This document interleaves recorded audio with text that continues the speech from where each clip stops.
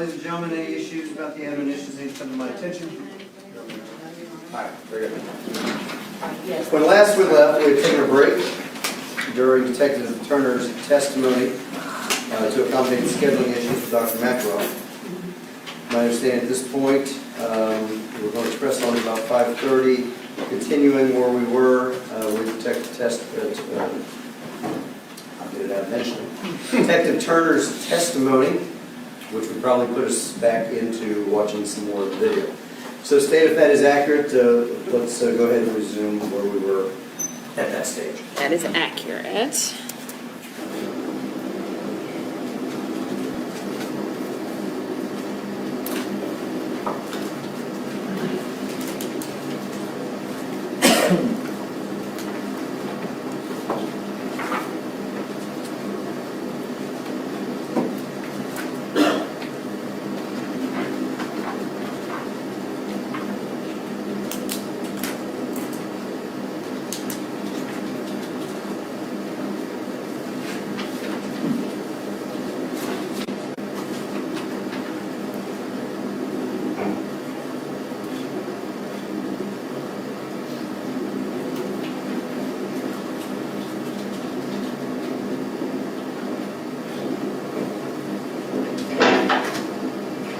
What is the name of the other little girl that you watch? Kaylin Lewis. Kaylin Lewis. Do you know how we get a hold of her mom? I don't my phone. Do you know where she lives? Yeah, Gray Road, John Gray Road. I think it's Fairfield? Yeah, 5757 might be the address. 5757 John Gray? Yeah. Okay, thank you.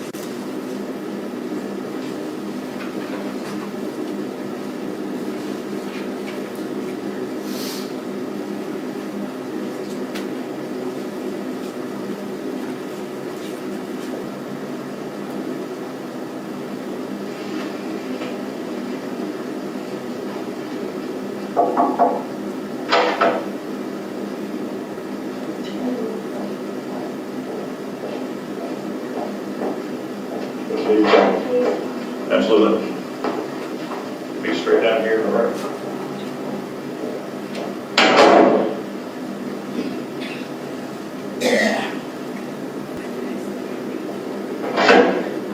Anybody else? Yeah, how long does it take? I don't understand the list. Be at least a half hour. You're gonna be back about a half hour at least. Another half hour. What happens after that? They'll go ahead and bring some paperwork in and talk to you with it. Okay. What does bonding mean? Can I get out tonight or? If you post a bond, which will be like a cash or surety bond, Okay. whatever the judge puts on it. Okay. I mean, it can be anywhere from a $5,000 bond up to a $100,000 bond, depending on what the judge says. Okay. But that can be done all today? Sure. Yeah. Well, I'll make a phone call. Here shortly, yes.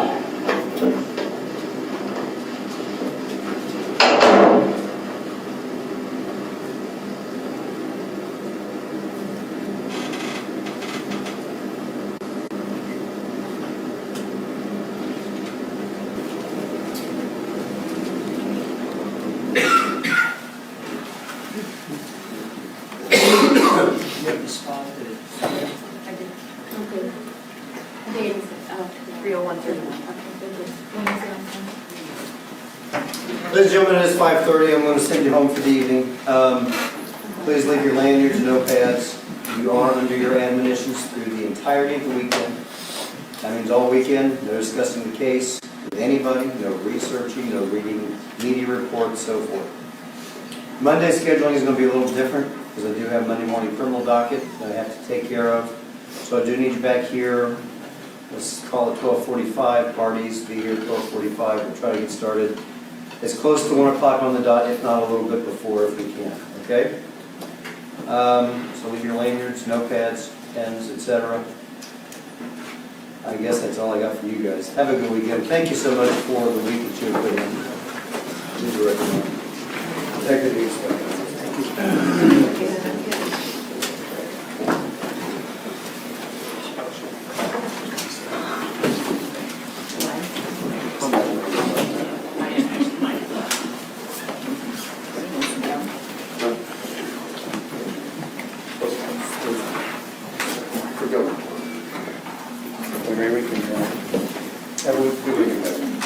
Thank you.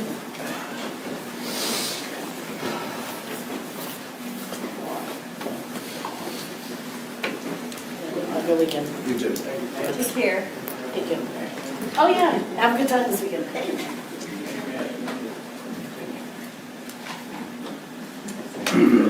All right, everybody have a seat while we're still on the record. What do you guys like to talk about in regards to the deposition tomorrow? Your Honor, I think there's several issues that need to be addressed. Number one, we're going to have to figure out how to get exhibits, or if we need to reprint some of them. I don't know how the court wants to handle that because there may be some things that we need to use with Dr. Spitz. So I don't know if you want to address that first, and then I'll go to the next thing. Yeah, let's address that first. I assume up to this point we have been keeping the exhibits. Ms. Wilson? Your Honor. Whatever exhibits are deemed to be necessary by the parties, I assume we can put those in an evidence envelope and have one of the attorneys sign it out in our chain of custody. That's my proposal. I'll take chain of custody, Your Honor. Very good. Any issue by the state on that?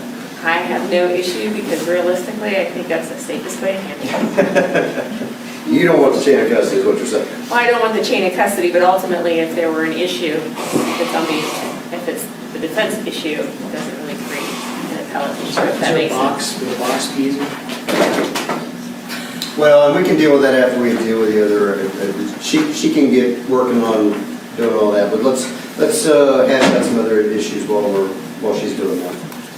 And the other issue I wanted to bring up is, unfortunately, we're in a situation because you will not be there. So I recognize that we can make objections on the record, but there are a few things I want to preemptively make a motion for, and ultimately it will be up to you if you're willing to grant them now, or if we're going to have to address it once we get into the deposition. Well, let me know what you're talking about, and then we'll see where we go. So first of all, I know that there has been cross-examination of a state's witness regarding hepatitis C. It's been brought up twice. There is nothing within the report of Dr. Spitz that indicates that that had any impact whatsoever within any of his findings. So I would object to any mention of that based on Criminal Rule 16K. All right, anything else you'd like to preemptively address? He does mention in that letter a line that states, subdural bleeding, retinal hemorrhages, brain swelling, so-called triad of injuries was once considered to be specific for child abuse. This is no longer the case, and here's where I have the objection. In fact, cases where this triad occurred in the past and diagnosed as child abuse were retried in some jurisdictions in this country and Canada. So I would object to any mention or discussion of other cases, injecting other facts into the case, and the results of that case or any overturning into his testimony. I won't get into that. All right, and I think that's fair. So unless we have to address it specifically, then the court's understanding is that that will not be an issue. The first issue, here's what I plan on doing since we're doing this by video. We do have at least the luxury, and again, I'm requesting that parties try to get this on some type of a disc format to come back with a VHS. I'm sure we can somehow accommodate it, but it's not going to be nearly as easy. I have one more issue if you didn't. Go ahead. Okay. I didn't want you to get into it without hearing the final issue. The other issue is I heard, I think from Mr. Pagan at some point, that Mr. Spitz has a skull he wants to use, and I think you said a 3-year-old skull. Is that correct? We talked about it. I don't know. I mean, my only issue is I've not seen the skull. I've not gone over it with any experts. I don't know if it would be accurately a 3-year-old, especially if he's portraying it that way. And unfortunately, what we may end up with is a video with a whole bunch of this skull on there, even despite the state's objection. And I just don't know. It's one thing to just use it to show, like, the planes, but if he's saying this is a 3-year-old skull and this is how it would work and all of that, that makes things really complicated for the state, because I believe the state should have the opportunity to go over that with its own pathologist to say that is a 3-year-old skull, or that is an average skull, or approximately what this is. Well, I was there, so he had a skull in his office. He has lots of stuff in his office. He called a friend to see if he could obtain a 3-year-old skull. I haven't talked to him since about it. I think he'd like to use a skull demonstratively, in the same way that the state has used PowerPoints and things from books about eye anatomy. The same way, to show where he believes the problems occur and to support his opinion about flat surfaces and all of that. And I don't mind at all that the state will cross on that, but I think he's going to be, and we can take it out of the picture after he's done. All that's fine. And then my objection, Well, okay. it's not exactly the same issue because, and the reason why I say this is because I actually had this exact same issue in one of the firefighter trials, Billy Tucker's trial, that actually just came out a couple of weeks ago, and one of the appellate issues was a demonstration with a lock and a hasp and all this other stuff and whatever, and there is actually a specific standard by which the court has to measure demonstrative evidence, so maybe you might want to review that. But until I see exactly what is going to be potentially proffered and how it's potentially used, I really can't entertain those arguments at this point, but I do appreciate that the court is being put on notice of the potential issue. Now here's the one luxury that we do have, and here's what I'm going to ask you guys to do. Much is the same as with a civil deposition, which Criminal Rule 15 says this pretty much has to be just like a civil deposition. As you guys are going through this recording, you're making your objections. Obviously, you're not arguing them back and forth on the video to each other, but make notations, approximated time frame. State objects at 45 minutes, 20 seconds, whatever the situation is. That will allow me to review it on the record and entertain your arguments as I'm able to watch them.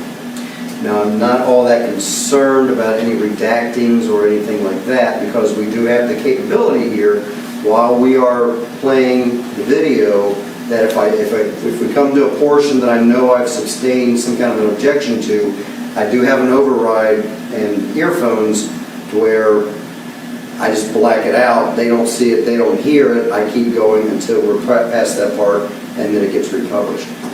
So the system is set up that we can easily address these types of issues without any type of cutting and pasting and what have you. So, anyway, any further comments on these issues? I didn't Given what plan on I've getting seen? into hepatitis C with the Okay. doctor, unless, there's expert medical evidence brought in the rebuttal on the point.